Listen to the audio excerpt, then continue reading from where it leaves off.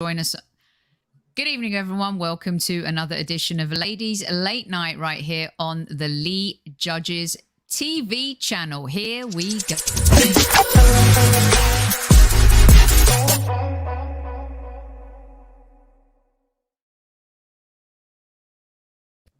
Good evening, everyone. Welcome to Ladies Late Night right here on Lee Judges TV. It's been a while since we have regrouped. So let me welcome the girls tonight. We got Jess from She Knows Arsenal. Yes, that's not the greeting I should be using here. But hi, Jess. How are you? Thanks for having me. Of course. And we've got Lucy the Gooner, who features on Lee's channel and also the Highbury squad. Welcome, Luce. Love it. Thank you for having me again. Of course. And we have MK making her debut right here on the Lee Judges TV channel. She's from the Arsenal Los Angeles group and a regular on the Highbury squad as well. MK, welcome to the show. Thanks for having me as well. Awesome. It's been an interesting season so far. And we've had our downs at the beginning, and now we seem to be on and up. The title of the show today is "Ooh to be a Gooner" or "Ooh to just be right." So I don't want to start on a negative. I just want to start on an honest tone, okay, before we get stuck into some nuts and bolts here. Can I ask, and I'll start with you, Jess. When Mikel Arteta took over, we knew we had a broken team. We knew that even when Unai Emery took over, we had a broken team, a broken squad. Arsenal was in freefall. And there were so many issues, so many problems. Unai inherited a mess. Mikel inherited a mess. But we could only report on what we see. We could only talk about what we see.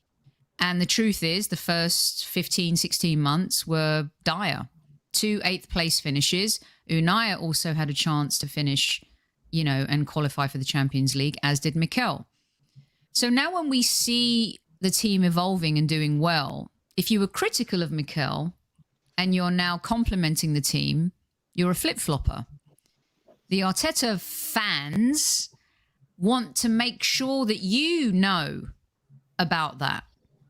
Talk me through what you think about that, because news, sports, opinions, process, it's all about talking about what's in front of you.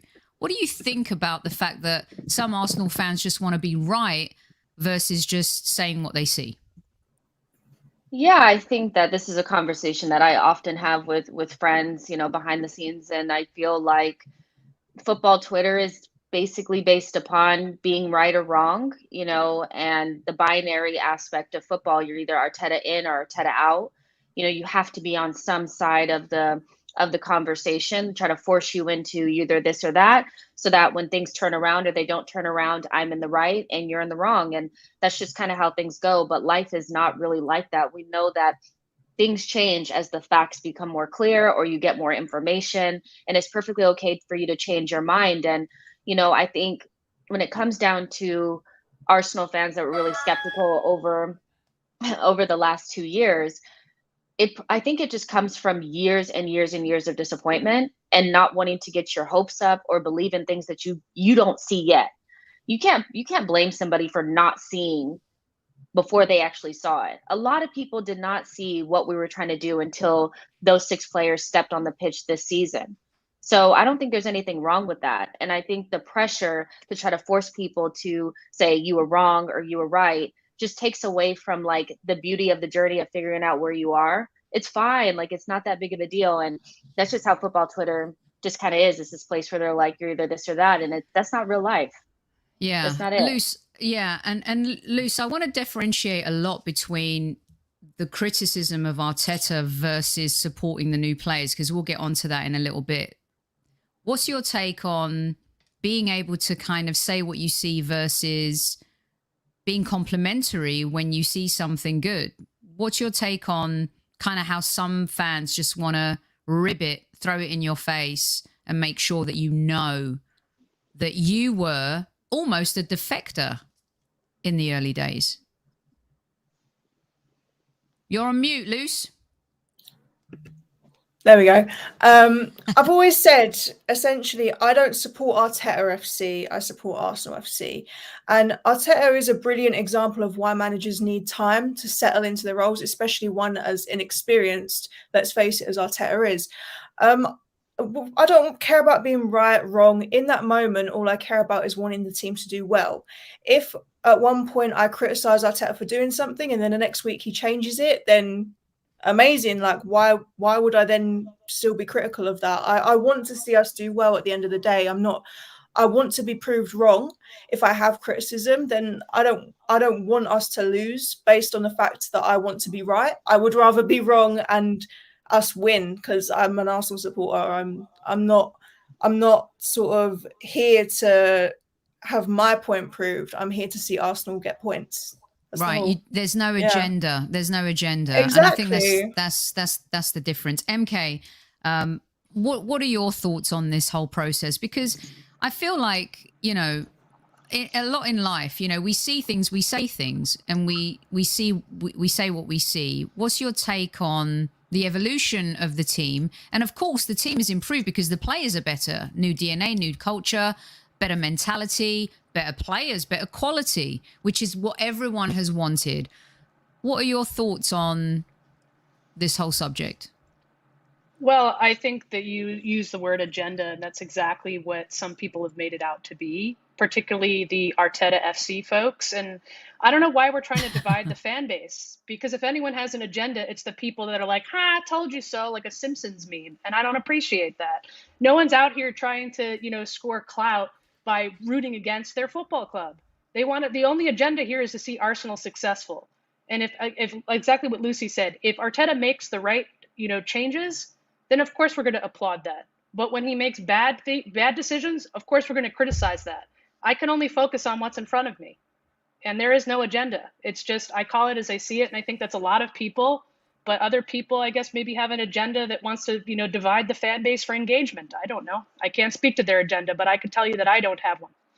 So I think it's really important that we talk about this. And also, Jess, I just want to swing back to the fact that, we started off poorly, 3 games, 0 points. I don't think we scored any goals. You guys can correct me if I'm wrong. It was horrific. Then we scrape a win against Norwich. We beat Burnley.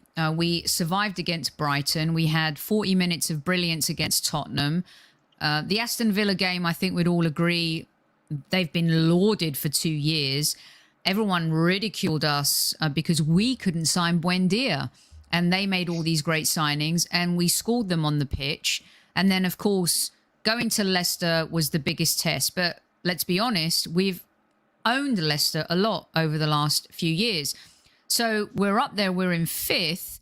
But at the same time, I think there's a lot of us that are, this is wonderful, this is great, but we're holding the mayo and the mustard because there's still such a long way to go. The team are doing great. Arteta has found a formula and I think has eaten his own humble pie in bringing Lacazette back in.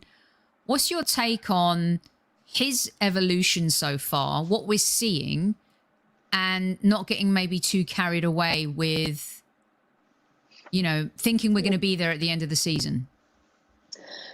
Yeah, I mean, I think if you have, if you're reluctant to really buy into this and you're still kind of waiting, that's probably what you should do.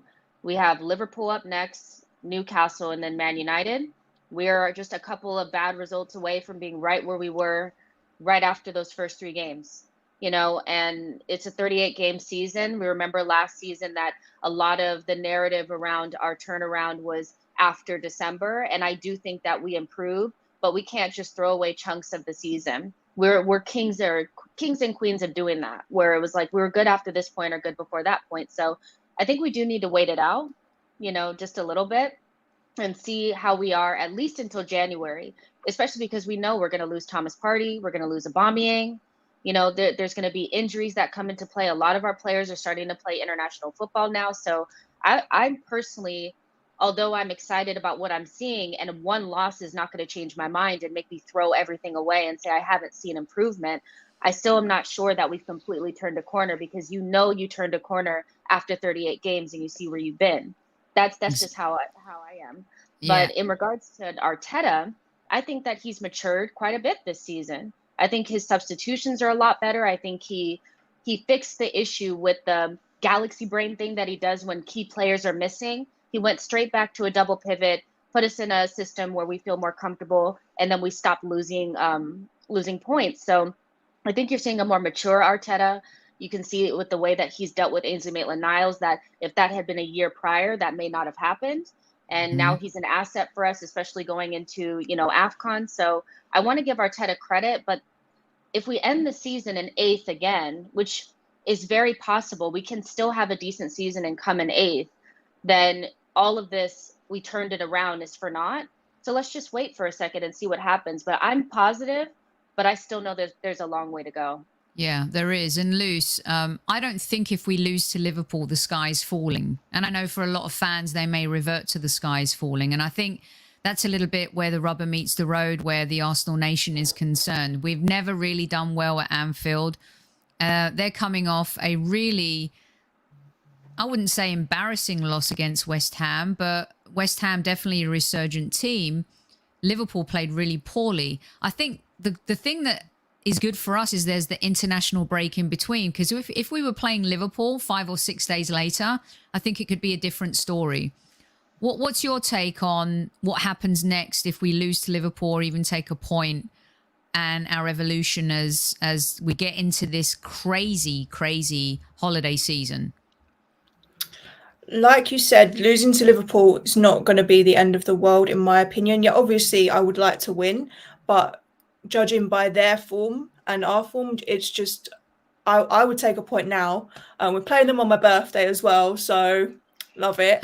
But don't ruin Lucy's birthday, you buggers.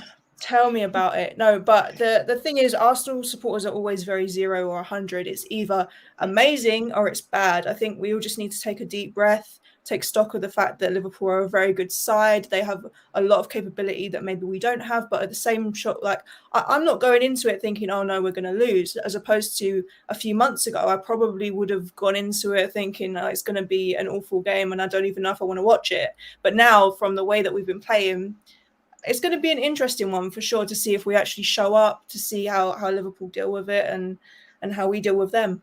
Definitely. MK, I'm going to switch gears a little bit with you. Consistency is key for me. When Super Kevin Campbell asked me at the start of the season, what do you want from this season? I said consistency.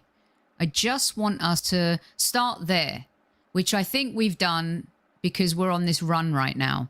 So we built the consistency. Now I feel like we need to marry that with performances. And we've had spurts of performances. And I wanted to ask this to you guys. Remember when Unai Emery went on a run, but also there was this notion that we were a second half team with Unai, whereas with Arteta, I feel we've become a first half team and we manage the game in the second half. Am I talking out of my rear end, or do you see a similar pattern? Go fast, go hard in the first half, and then batten down the hatches in the second half. And in some ways, have we gotten lucky with that? I don't think it's that we've necessarily gotten lucky with that. I think there's absolutely improvement, both with Ramsdale and goal and with our defense. I think what people want to see more of is shots on goal, because I think that's a place that we've really struggled. And if you look at the chances on goal, that's kind of why we've been digging out of this goal differential hole for a long time. And I think that, when people are taking shots, when you have a player like Emil Smith-Rowe that is able to carry the ball forward and maybe work on his finishing as he seems to have, and starts, shooting and creating, unpredictability up front there, instead of just try to get the ball to Oba or, banging across like that wasn't working for us. And I think we're seeing this attack sort of revitalized now. And hopefully that helps with the consistency, because that's what we need. We need it working, up and down the pitch. And I do think that there is improvement. And with improvement, hopefully comes that consistency. What remains to be seen is what happens with Arteta when he has to go to his plan B, and this isn't just Arteta's fault. This is the fault of any inexperienced manager. It's very hard to adapt when your plan A fails and then you have to maybe pivot in the middle of a match. That comes with experience and that comes with time. And hopefully Arteta can, figure out how to address that better, when things aren't going to plan. Yeah, the plan B thing is key, Jess, isn't it? Because when you look at what's coming with AFCON, thankfully, you know, Maitland-Niles has come in. A lot of people have been critical of him, but at the same time, he's been very vocal about the position that he's wanted to play. He's been on the chopping block. He's been up for sale. And here he is, a Halen boy who is taking his chance. And a lot of fans, I think, come January, would rather see Maitland-Niles be given the opportunity in midfield rather than a returning Xhaka from injury. We talk about consistency. We talk about maybe what we're going to be lacking in January. But at the same time, that plan B that MK mentions, does that concern you at all, just riffing off from what she said? Yes and no, just because I think that so far this season, I think Arteta has dealt with situations in terms of like players not being available. You know, Granit and Tierney being missing out of this team usually is the start of derailing for Arteta because he just can't deal with those two players out. But being able to bring in Lokonga and bring in Tavares has really saved us. And some of that's recruitment and some of that is him trusting to use those players. But, you know, I think that in the end of the day, as long as he keeps the shape, because that's what we're looking at, right, is that midfield. You know, what's going to happen in that midfield when Thomas Partey is not there. And I know that people don't want to see Granit Xhaka come back in, but we all know he's coming. We all know he's coming and he's going to play. He'll be ready December 1st. He'll be a month or so before time. Do you think he would be a first choice above Maitland-Niles? Yeah, of course. 100%. I don't think let's just put things just a tiny bit in perspective, just a little bit. Before Granit got injured, he was great in the North London Derby. Let's be real, you know, and he also got sent off in horrific manner against City, didn't he? He made a poor choice. But Ainsley's only really had one good game, you know, so two. And that's not to this take season, anything from him. Two Leeds, good games, and then one against Watford. I think if you look at that type of over December and January, we're going to play different type of competition. So I think we need to use all of the assets that we have. I would expect Granit to come back in, just like I would expect Tierney to come back in. I think that's how Arteta works. I think he works on consistency, my leadership coming back in, bring those pillars back in versus new players playing well. Love it, hate it, whatever. But I think we're going to see Granit come back in, but we're going to need everybody. We're going to need everybody. And I don't think a rotation of Lokonga, Ainsley, and Lokonga and Xhaka, I don't think that would be that bad, you know, but I know people don't want to see him come back in, but he's coming back, you guys. No, the truth is we are going to need him, right? Because AFCON, guys, they're going to have to travel a little ahead of the tournament beginning in January. So we're going to lose them. And depending on how far their teams go, we could be losing them from like the new year to the first week of February. You know, and also like the Euros, they're going to need a rest when they come back. Are they not? And let's hope they come back injury free. I'm even worried about the international break right now. We're on a run. They're going off. I pray and every night that every single Arsenal player comes back injury free. Loose. Just to kind of dovetail what Jess is saying, we've seen Nuno come in for Tierney. We've seen Lokonga come in and do well. We've seen these players kind of perform over a period of games. Football works really mysteriously sometimes. Sports does. If you're a big name, you automatically get to come back after you've been injured. We've seen that before, even with our team. Would you keep Nuno running right now? Would you bring Tierney back in? What's your take on the Tierney thing, who's our Braveheart and our Tesco bag carrier that everyone's loved and lauded for so long? Rightly so, by the way. Yeah, I mean, Tierney, you can't discredit him. He's a great player. There's been many occasions where he's made a huge difference to our games, and I love him. But the fact is, obviously, you'd have to drop Nuno, and I just don't see that as a beneficial thing. I feel like we're on this run. We've got the momentum. He's been playing really well, and I think, obviously, if we can rotate them, maybe see it as an opportunity to bring Tierney back slowly. So starting Tavares and then bringing Tierney on later on in the game, just to give him some game time, but also not force it on him almost immediately and have to sort of like take Nuno out of his stride in a way. I feel like that would be maybe the way to go about it. But like you said, it's difficult when Tierney was so massively consistent for us before, and then obviously the injury came along, and Nuno really stepped up to the plate more so. So it's a difficult situation, not one that I'd really like to be put in, but let's see how Arteta handles it, to be honest. This is a really good test for him as a manager, and also for us as fans to see kind of, you know, I think when you find a winning formula, you let that run until someone gets injured or something, Absolutely, you know, kind of happens in a game. I want to switch gears, MK, and get into some other subjects here with you guys. I was going to talk about ESR, but I'm going to save that because we're on a roll with how the team is playing and stuff like that. The biggest Achilles heel for Arsenal over the last few seasons, and we've all screamed about it, is the defence. And to see the defence evolve the way it is. Everyone ridiculed the signing of Ramsdale. I correct myself. Some ridiculed the signing of Ramsdale. Some ridiculed the signing of Ben White before they'd even kicked the ball or played for the Arsenal. Hold your mayo, okay, like I said earlier. Don't criticise anyone until they've worn the shirt, played a little bit of football. The defence with Tomiyasu as well, who, by the way, when we signed, everyone also kind of some melted about who is this.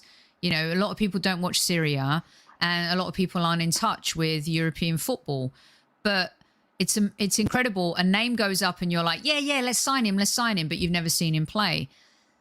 Even Gary Neville ridiculed us. Jamie Carragher. A lot of people pointed the finger at Arsenal. What are they doing? What is their policy? Now, here we are, where this backline is forming a partnership, a relationship, a communication, unlike anything we've seen in years. Ramsdale is at the core of that, but the relationship as well between Gabriel and Ben White that is emerging, for me, is one of the most exciting things in this team.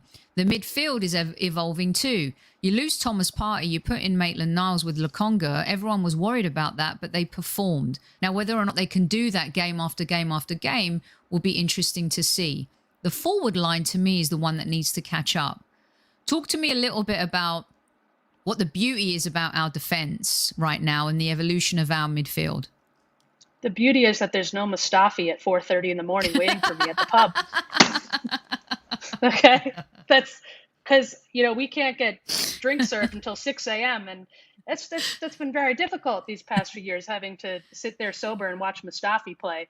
So you know, that's beautiful in and of itself. But yeah, I think Ben White has been an amazing signing. I think it's, you know, it's funny how all these people were quick to, you know what it is? It's just FIFA kids that are in all of these social media chats that are basically informing their views of football based on who they know because they picked them up in their ultimate team. And like, that's not how real life works. Everyone was like, well, Varane is great, you know, because he's a French national. Look what Manchester United was able to accomplish. He's old. No one, you know, I mean, Arsenal is building a young future, and that's going to take time.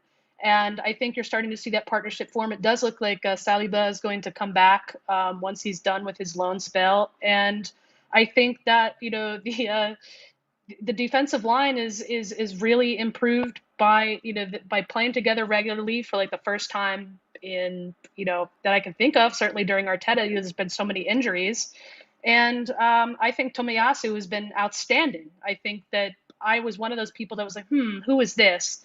And there was that temptation to kind of wanted to sound off about it. But I'm like, but I don't know anything, right? And I think that's what this comes down to. It's like sometimes you just have to be like, I don't know. And I'm just not going to speak here and make myself look like an idiot. But social media and that don't always go together. So yeah, I think no, it's true. It's true. Jess, talk to me a little bit about the partnership you see formulating with Gabriel and Ben White, because so many people talked about Ben White. He's terrible in the air.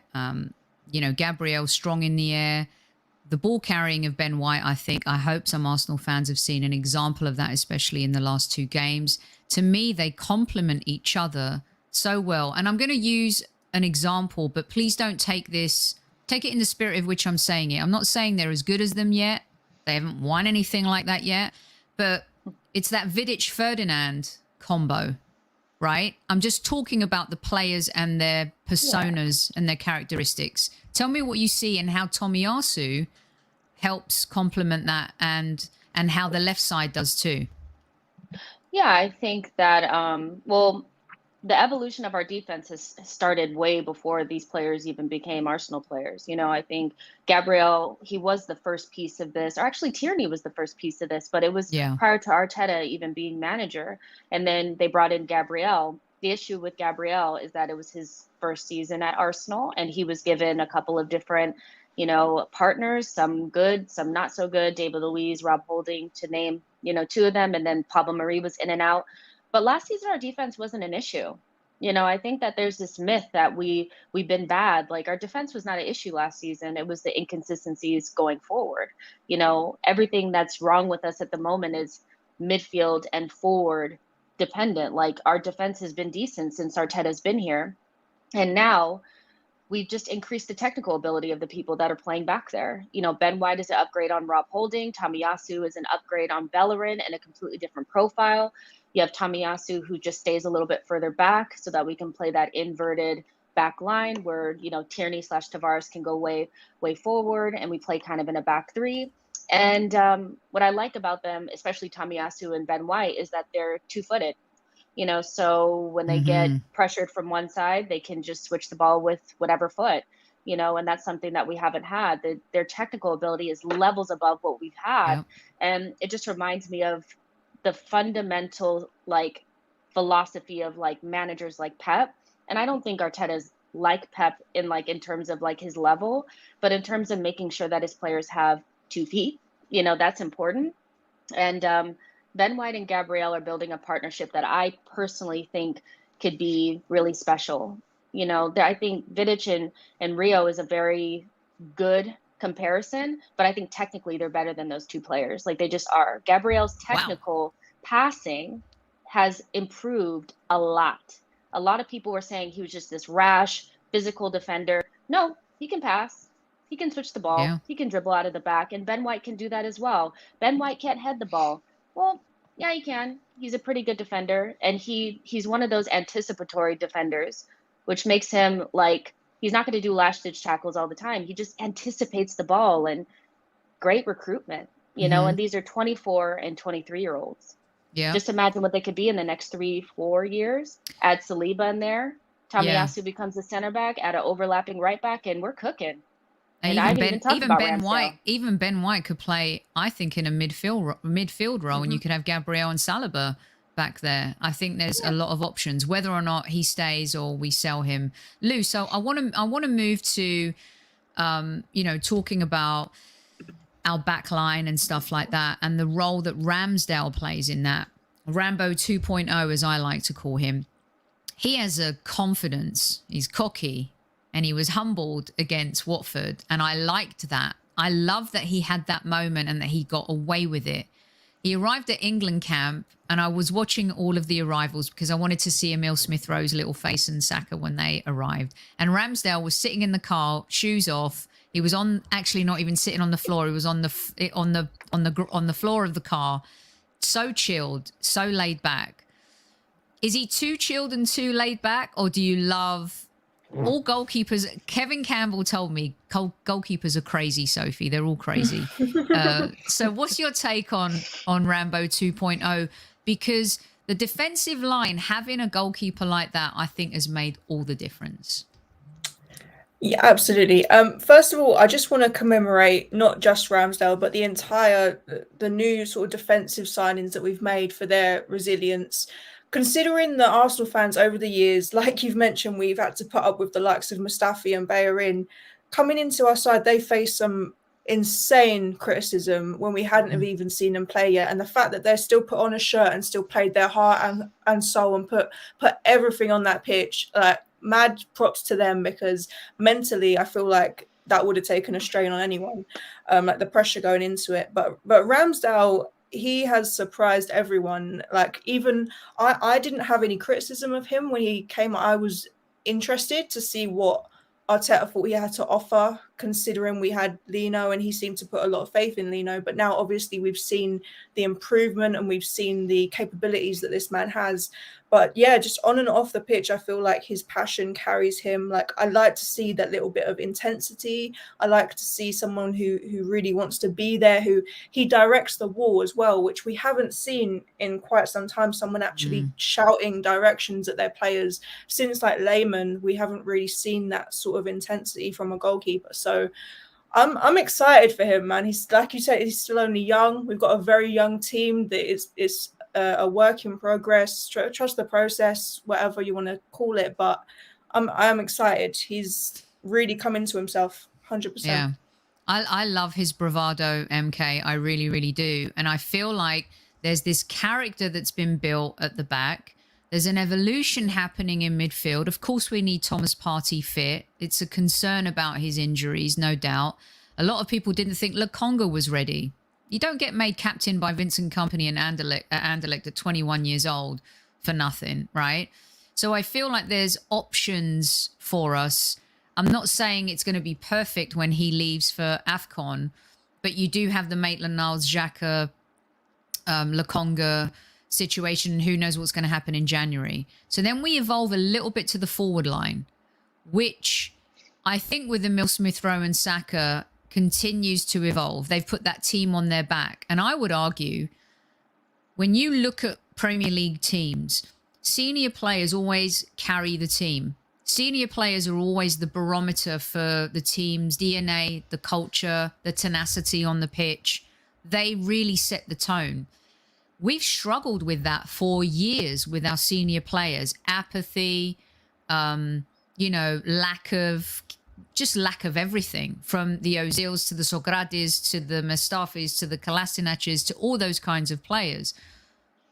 I would say that our younger players, starting with Emile Smith-Rowe and Saka from last season, and now with the infusion of Nuno, Lokonga, Tomiyasu, Ben White, who are both still young, have actually helped evolve the mentality of the older players. I think Lacazette was always there as a leader, and he was always the one that they all gravitated to. But I think there's a different attitude in Aubameyang this season, and I think it's kind of flowed through the team. What's your take on that? Do you agree or disagree with me that the younger players have helped mold or start to mold this new DNA and culture at the Arsenal? I think that there's no question that the youth of this team saw an opportunity and seized it. For a while there was a lot of criticism, especially leveled at Oba after his contract, and people, getting upset with his behavior off the field. And, especially I think after the unfortunate incidents of Euro 2020, Saka really was thrust into the spotlight. And I think that he really seized that opportunity diplomatically. And I think that he proved himself to be an incredibly mature young player and a young man, and someone who is worth, both adoration and respect and idolatry, because he seized the moment and he dealt with that better than I think a lot of people would be able to. And I think that those are the qualities of leadership.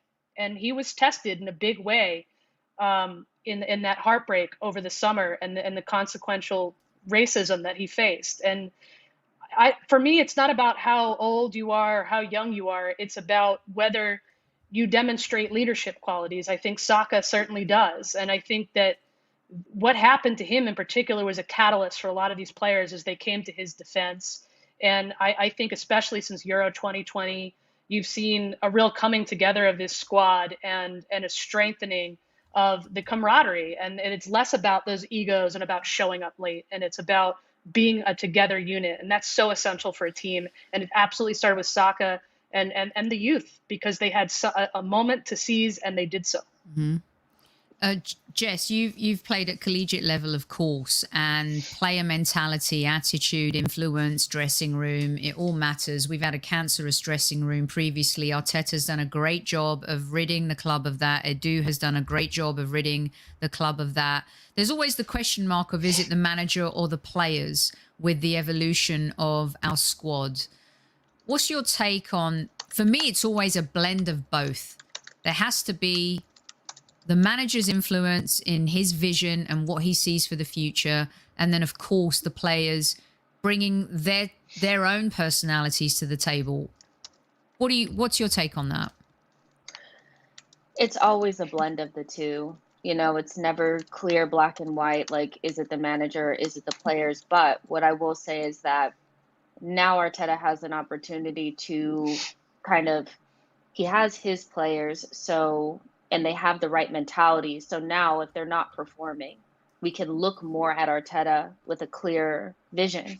Before, I think we knew, like, those players, they weren't really playing. Like, they had down tools on Emery. Some of them were left over from Arsene. Some of them were brought in by Emery. It was like this weird thing. So it was hard to really put your finger on it. But now we kind of know that these are Arteta's players. Josh Kroenke even said that in his interview with Sky Sports, that mentality was a huge part of the recruitment process. You know, they brought in players with the right Arsenal mentality. And so now, if things are not working out and you're seeing players walk around and stuff, then you can actually look at Arteta and say, well, what's going on? These are your guys, they're not playing for you. So, yeah, I think it's a combination of both. These players seem to have the right mentalities at the moment. We will see in the next couple of games. Like, it's going to be interesting to see what happens to this team when they lose. You know, we know a loss is coming. You know, we're not going to win the rest of our games. So I want to see what happens to this group after 10 games unbeaten or whatever. They lose a game, and if they can rebound. And can Arteta get these players back together if they have a tough loss? That's what I want to see. I think he can. But these are his players, so now the pressure's on. You know, so we'll see what happens. You're listening to the Ladies Late Night here on the Lee Judges TV channel. Thanks to Lee and Dan for inviting us to have this, what we hope you think is a great show. Luce, I believe you have a couple of questions for us. You're on mute, babe. I keep doing this because I get feedback. It's a nightmare. Yeah, a few super chats coming in. Really appreciate it, guys. Keep adding to the conversation. The upcoming away games will most likely test the process rather than trust it. And Andy says Mikel Arteta must compete at Anfield 2 years in, so kind of leading into the away games that we're coming up to. What do you guys think on those? Trust the process. MK, this whole trust the process thing. I hear that on TV shows, actually. I hear it a lot. And when I hear it, I'm like, gosh, Dan, you cannot get away from this trust the process thing. It became like a thing, a saying, and then it became a thing. And now it's like a double thing and a slogan. I mean, every team has to trust a process, no? Of course. I actually have those terms muted on my Twitter because I just don't want to read the nonsense. Because I said before, who has the agenda? It's the trust the process people that are like, ha, ha, like the Simpsons meme, like Ralph. And it's like, who cares? We just want to see Arsenal win. Like, congratulations, you're right this week. Let's talk in like December or January, you know, when we don't have the selection we do. And I hope I'm wrong, but it's like, it's literally, November 10th. There's a long way to go. And I certainly hope and trust. I hope that I can trust this process. But in order for me to trust a process, I need to see consistent results. We've had some consistency of late, but that needs to continue. And, you know, until then, it's just a hashtag on Twitter. It's just more noise. It's just more people digging at one another for engagement, for arguments. And it's like, it's just toxic. It's become a toxic buzzword. And that's precisely why I have it muted. I love that you have it muted, by the way. And Lucy, what was the second question, the Anfield and Arteta 2 years in? Is that it? Why don't you answer that first and then we go to Jess? Must compete at Anfield 2 years in. I think he's shown that he has the capability to set up a team based around his opponents. So you can only play who's in front of you, right? So take each game as it comes. I feel like he has been doing that. He's been humbled by a few games that he was kind of expected to do well in. Honestly, I'm intrigued to see how we're going to set up, because Liverpool have always been a difficult side for us to play against, even in our prime. There's no discredit to them. They're an amazing team. So it's just about sort of, like I said, you can only do what's in front of you, show up on the day. I just want to see us play with a little bit of passion. I want to see a quick start, no nonsense messing around, quick passing, and just make sure we show up. And Jess, we've been humiliated quite a bit at Anfield. And this is, you know, everyone keeps talking about Arsenal need to pass this test. Like we're in the junior high and we got a maths test. And, you know, if you fail your algebra, you fail. And I feel like Aston Villa, Aston Villa, this team that has been, so great, and obviously they were with Jack Grealish. They made all these signings in the summer. Can Arsenal pass that test? Well, yes, we did. Then we have Leicester City, a team that we've done well against, as I said. We passed that test in quite fabulous fashion, I may say so, especially in the first half. Liverpool, is this the real test, Jess? Is this the real one? I'm so sick of these tests, like every game, because it's just about moving the goalposts for me. Like it's just always going to be, this is the test, this is the test. For me personally, I do agree with the aspect of the Liverpool thing where we need to be competitive in this match. Because if you've changed 6 of your players and you claim that you turned a corner, which I personally am not on that boat, but I feel like if we want to feel like we're actually doing something different, we have to touch the ball.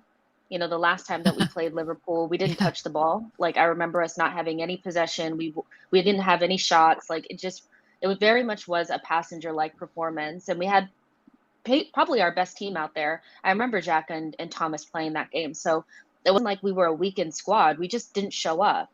And so after playing Chelsea and Man City in those first couple of games, and, the whole thing was we didn't have our players and we were injury ridden and we had COVID issues and blah, blah, blah. We don't have that now. Mm-hmm. And I know that Liverpool they've given up goals against Brighton and Brentford, and they're leaking goals and they're not playing well, but they will show up against us. They will. But at the same time, I expect us to show up. We can't say that we've changed if we don't touch the ball and we capitulate and just lose 3-0. We still may lose 3-1, but I feel like it's the manner in which you lose that will let us know whether or not we've done anything. And then if we do, because we could win this game, who knows? I think there's a chance that we could win. I think there's a chance we could draw.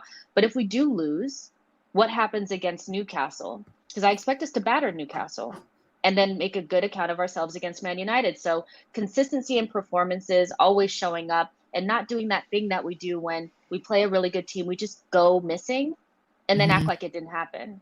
Because we completely went missing in those first 2 games against Chelsea and Man City. Like, let's be real.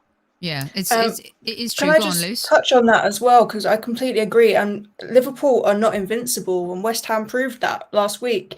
It's completely doable. Their streak ended. They're feeling the brunt. They're going to be really up for it because they, like Klopp said, let's start a new streak. So we just need to make sure we show up with a bit of ruthlessness, have the passion that we've had in our previous games, and continue our form. I completely agree with that. And, what David Moyes and West Ham are doing is incredible. Again, whether West Ham and Leicester will be there at the end of the season. Look what happened to Leicester, dropped out of the Champions League spot. For West Ham, they're playing a lot of football. They're in every cup competition, and they're in the Europa League. There's going to be some wear and tear coming at some point. We are still only in November. We haven't gone through that insane Christmas period. I think we have a couple of really good games that we can get at least 6 points over that Christmas period. We have an EFL Cup game sandwiched in between that as well.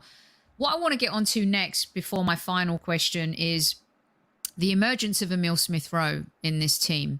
It's a beautiful thing to see. Manchester City have Phil Foden, Chelsea have Mason Mount, West Ham have Declan Rice. Villa had Grealish. I think he's a bit different now. He's at Manchester City, morphing into that team, being the star of the show and then going into a team full of stars is a little bit different. Manchester United have Mason Greenwood, Rashford. I would say Greenwood, a superior player to Rashford these days. And we have Emile Smith-Rowe and we have Saka. I asked Dan and Lee this question actually on our show a couple of months ago. And I said, who will have the better season? And Dan and I said Emile Smith-Rowe would. And we felt like with Saka being involved in England, and it feels like Saka, he's such a great player. He's such a wonderful character. It seems like he needs a rest. He's played a lot of football. I'll start with you, Jess. Emile Smith-Rowe, has he become the most important player at our club? I don't want to put that on his shoulders, but he's been so incredible so far this season. What's your take on the two of them? I would say, I don't know if I would say most important. I think the combination of Saka and ESR is most important. I think it's both of them together. And I think when they're out there together, there's something there, you know, because we know we're weak up top. I think we all know that we're weak up top, right? But I'm not shocked at this thing that's going on with him, because he just needed to add goals to his game. Since he's been introduced into the team, I think the combination of him and Bukayo has been really special for us to move forward. I don't want to leave Saka out, because there's a lot of work that Bukayo does that people just don't see, because it's not goals and assists. Goals don't happen without Bukayo touching the ball. They just don't. You know, he's very, very special, and he helps us with our build-up and getting into the final third. Emil is now adding goals, and the combination of the two of them really makes up for the lack of striker that I think we all kind of know needs to happen. But they are special, and we're so lucky to have them. You know, bravo to the academy for, you know, producing such great, talented players for us. But we need to build a team around them and build a front line around them that supports them a little bit better. I do fear of burnout from the two of them. We know that if Southgate gets his clutches on Smith Rowe and he plays a little bit well, he's going to get ran into the ground. And so there's players like Pepe and Aubameyang that I feel like need to step up. Maybe Martinelli gets some playing time. But the combination of the two of them, the balance of the two of them on each side, flanking our front line, is really dangerous. And again, 20 years old, 21 years old, who knows what that could be in the next 3 to 4 years. But we need to really protect them. But am I surprised Emil's doing this? Not really, because he was so good last season. You just need to add the goals. You know, the guy is special. I think, personally for me, if you had to ask me like whose ceiling I think is a little bit higher, I think Emil is just a little bit over Bukayo. You know, and I wouldn't have said that probably, you know, at the beginning of last season. MK, maybe our thoughts, Jess and everyone, on that is because Saka's played so much more football because of England that he's a little bit tired, and maybe, you know, he just needs a little bit of a break. MK, imagine being a young kid at Arsenal with your best mate, and, you know, you score in a North London derby, you celebrate together, you have these moments, and now the two of you are together in the England setup as well. As much as we want to protect them and we think, we don't really want them playing for England right now, because who knows? They could both make that World Cup squad. Anything is possible. They're so special. They're so unique. We cannot waste. We wasted the Santi, Sanchez, Ozil years by not getting that defense and that defensive midfielder to build around that superb champagne football attack. We cannot waste the Emil Smith-Rowe and Saka years. They both seem determined to stay at the Arsenal, but players will want to win eventually. Right. What's your take on the two of them and just seeing them budgeting together the way they are right now? Well, I think it's really essential that because Saka does need rest, that Emil Smith-Rowe stepping up and being as good as he has been takes a lot of the pressure off Saka. Saka was, you know, really a prime target for some vicious fouls throughout the games that we've seen so far this season. And, you know, he's had a target on his back. And I think that Emil Smith-Rowe draws some of the pressure off of him with his ability to kind of carry the ball forward. And now adding, like Jess said, goals to his repertoire of skills really does bring him up to that next level, because that's something we've really been missing in the Arsenal, is a midfielder that is a goal-scoring threat. And, you know, when you look back to some of like the prime, you know, aughts Arsenal under Wenger, you know, Arsene Wenger, you know, didn't like to sign defenders for some reason, but, you know, he knew his midfield players, and those midfield players could score goals and work well with the attack up front. So I'm really excited to see the way they take pressure off one another, but also come together and link up in play and with the rest of the attack as well. I think it's exciting to get to watch this for sure. Jess, you're a born and bred Londoner. You know, Lucy, you're a born and bred Londoner. Jess and MK are from the States, but we all have the same sentiment when we think about the Haylen boys. Whether you come from Timbuktu or London, seeing these young players together in the team and bossing it and owning it and being the nucleus of it is something so special. When you add Maitland-Niles into the mix, we had 3 Haylen boys in the game against Watford. That's a beautiful thing to see, is it not? When we've been focused so much on negatives, looking at these positives is pretty epic. Oh, it's wonderful. And you can see how much it means to them as well. Like things like scoring against Tottenham, like they understand what it means to be an Arsenal supporter and be born and bred Arsenal, which I love to see. And I think, like Jess said, and Roy Keane, don't get it twisted, I don't often agree with what he says, but he said all that Emmy needs to do is add goals to his repertoire. And now that he's doing that, something's clicked. And it's sort of selfish in a way to say that I'm scared that he will get burnt out playing for England as well as Saka. But you can see that, like, to any young boy, like any young footballer, being picked to play for your team is if anything more motivation to do well. And it's just, I'm hoping they can deal with the pressure like they have been, and it doesn't get too much for them. But yeah. It's so good to see. I'm so happy for them, honestly.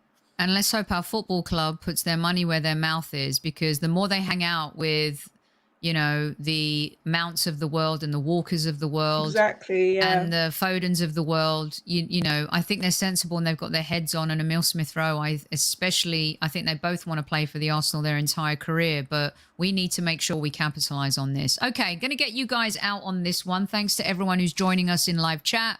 Let us know what you think. Hit that like button, of course, and subscribe to Lee's channel.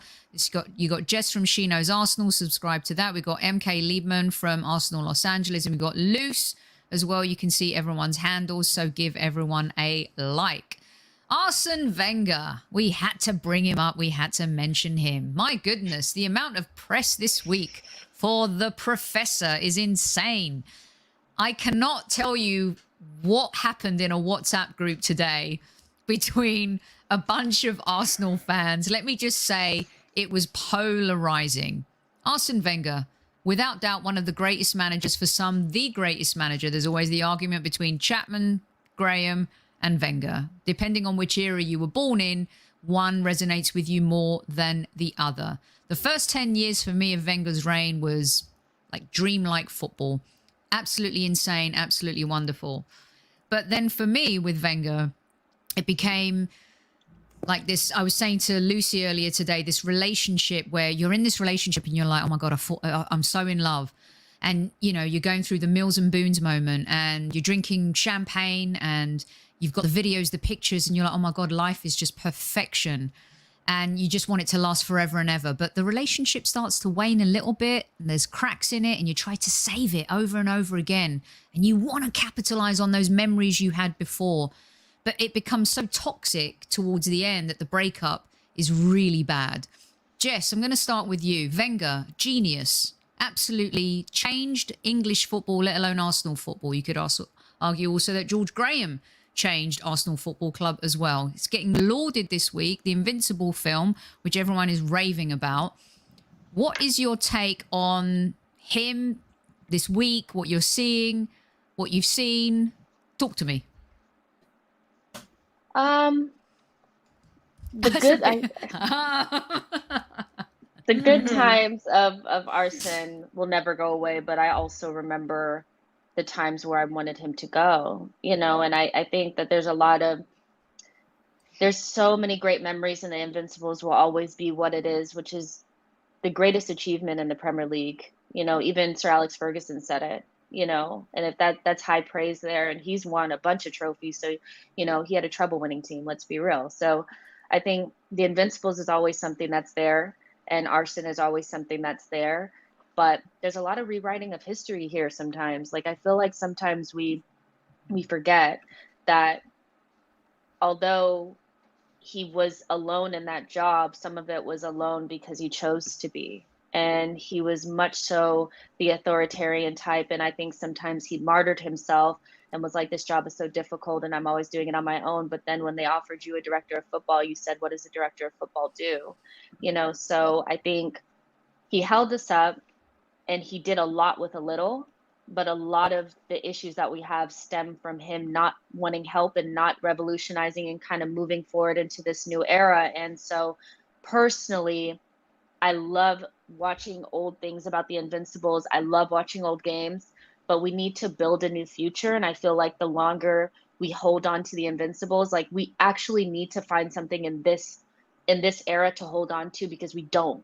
And we keep looking back at the Invincibles, and I don't want to look back at 2004, and that's the last time that we did something. And that really is what it is. So although it's nice to have these memories and hear, David Dean talking about Patrick Vieira calling Spurs, you know, SHIT and all this kind of stuff, great. But let's not rewrite history. We should have moved on a long time, like way before he left. There was a lot of damage there that was started by him, and we just need to move forward. Like, I want to move into the next thing, Yeah. and just Yeah. kind of focus on that. We just keep going back, and I'm just like, we've done this, haven't we? Yeah. I mean, yeah. For me, I only use the rearview mirror to check my lipstick. I love our history. I love it all. But MK, this is why I was so upset. I've never been more upset at losing out at a potential trophy than Europa League last season. Because for me, he never won a European trophy. He never won the League Cup. Of course, he went invincible and he won the FA Cup multiple times. His achievements were phenomenal. He also got us to a Champions League final. He got us to a Champions League final, yes. But the last 10, 12 years of the Premier League, and I'm talking about the Premier League, right? The latter FA Cup saved his legacy a little bit too. What he did in the early days was phenomenal. He also inherited a phenomenal back line from George Graham and that era, but he also rebuilt that back line, to be fair to him.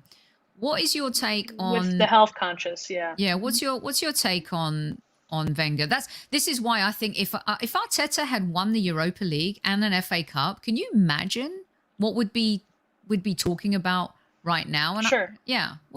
What are your thoughts? Well, I think the first 10 years or so of Wenger's legacy is why he was able to stay as long as he did, because I think that this, our board, as it diminished and became further reduced to just cronkies, just gave him too much of the share of the job. And it's just not possible for one person to do all of those things. He was our head of recruitment. He was essentially director of football operations in many respects. He was the manager. He was training.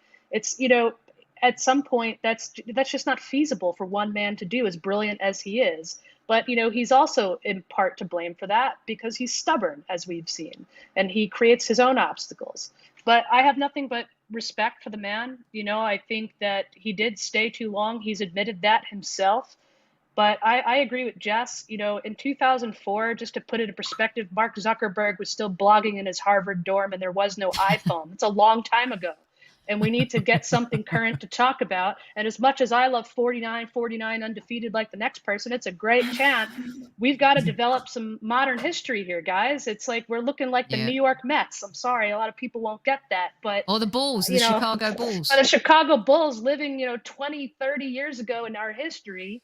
And that it doesn't feel competitive. It's like after a while, it just feels kind of sad. Luce, what is your take on this? So we chatted. Your dad, by the way, what a legend. I mean, I know how he feels once about he this, gets going on this subject. Can I just say, being in that group chat earlier was like being back in 2017, 2018. It was like going back in time to the days of a hashtag Arsenal in, Arsenal out, Wenger out, whatever. I was like, oh my God, it's happening again. I think Jess must have just muted it.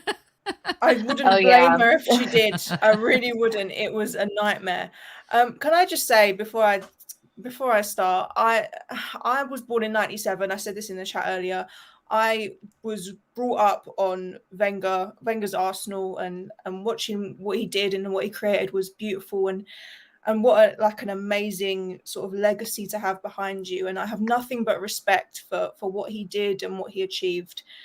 However, the later years, obviously, we went downhill fast, and he became like a catalyst for the acceptance of mediocre football.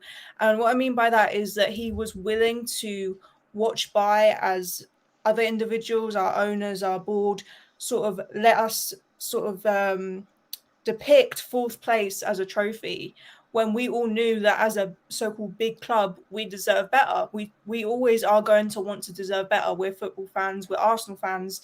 We want our club to be winning. And when you fall into the trap of accepting fourth place, accepting qualifying for Europe, but never sort of seeing yourself winning it, it's a dangerous place to be in.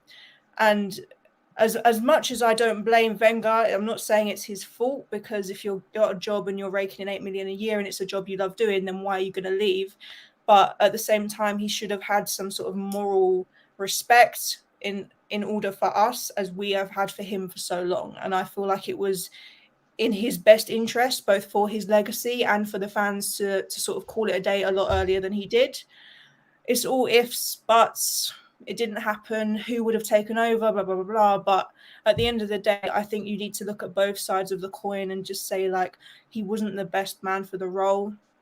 I'm not going to sing his praises all day long because one half of his career was amazing, the other half wasn't amazing. So I feel like we need to sort of take a step back from it now. Like, he's not here anymore. Whether he'll be returning in any capacity is one thing, but we need to move forward. And like MK said, like just said, start thinking about our modern success and what we're going to do in the future.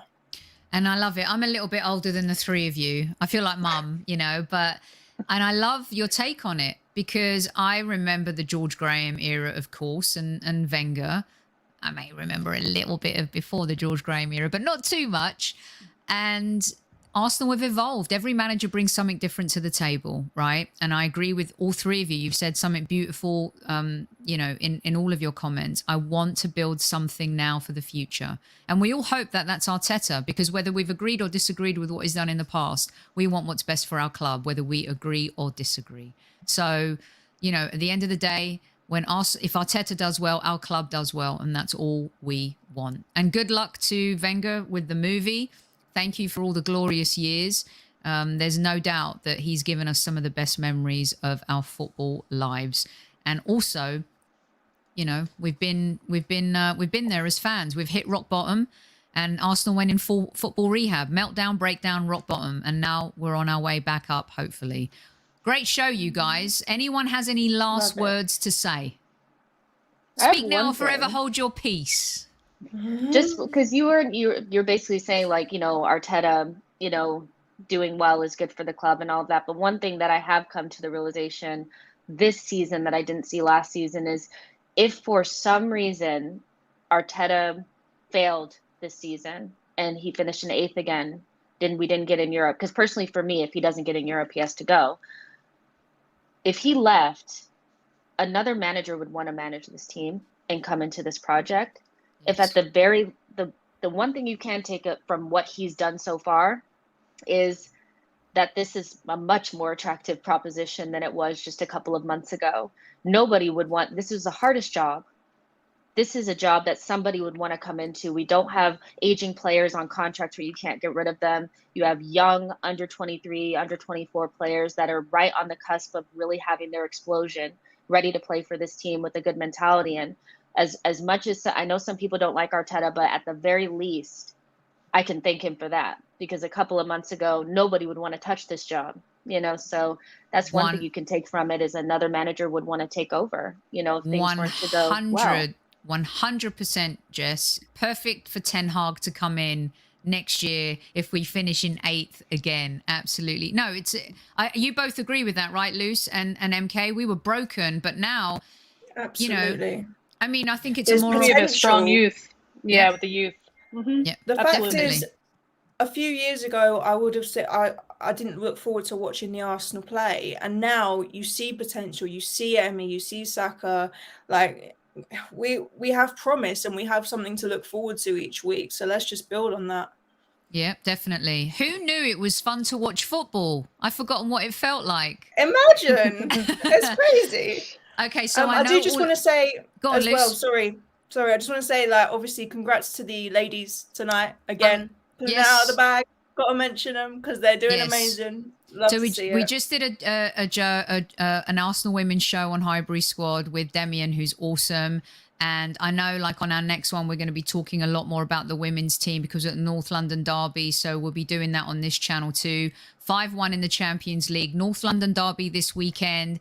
Arsenal at Tottenham. Let's just smash it. Let's go.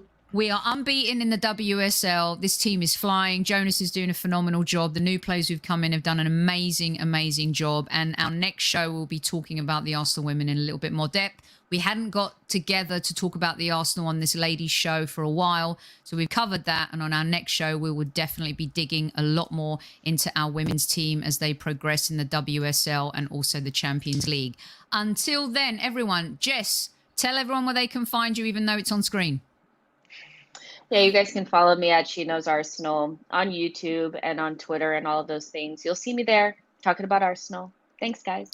Jess does a lot of fantastic shows, lots of different subjects. Congratulations on reaching your 5,000 subscribers too, Jess. Very well deserved. MK, let everyone know where they can find you. Below at MK Liebman, and also at Arsenal LA, which is our branch's Twitter account, which I also manage. Absolutely brilliant. And Luce. Yes, I'm on Instagram and Twitter at LooseTBH, or I'm on Hybrid Squad as well, quite a few times now. Hopefully again soon. So You definitely. Okay, thanks so much, ladies. Thanks to Lee and Dan again, and thanks to David behind the scenes for all that he does. Until next time, up the Gunners, get in.